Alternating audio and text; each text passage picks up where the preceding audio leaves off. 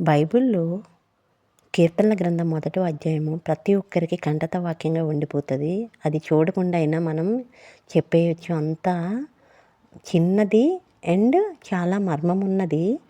దుష్టుల ఆలోచించొప్పు నడువక, పాపుల మార్గం నిలువక, అపహాసకులు కూర్చుండి చోటుని కూర్చుండక, యెహోవా ధర్మశాస్త్రమందు ఆనందించుచు దివారాత్రం దాన్ని ధ్యానించువాడు ధన్యుడు. అతని నీటి కాలువలు ఎవరన్నా నాటబడినదే, ఆకువాడక తన కాలమందు ఫలమిచ్చి చెట్టు వలె నుండును. అతను చేయనిదంతా సఫలమగును. ఎంత ఈజీ కంటత వాక్యం అంటే అందులో చాలా మర్మం కూడా ఉంది.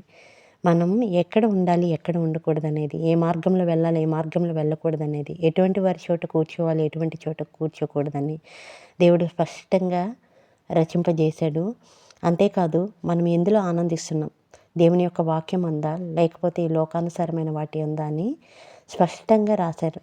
మనం ఈ లోకంలో ఉన్న వాటి అందు ఆనందిస్తే అది తాత్కాలికమే, కానీ దేవుని యొక్క వాక్యం అందు ఆనందించినప్పుడు, దాన్ని ధ్యానించినప్పుడు శాశ్వతంగా నిలిచి మన జీవితాన్ని సరిచేస్తుంది, బాగు చేస్తుంది.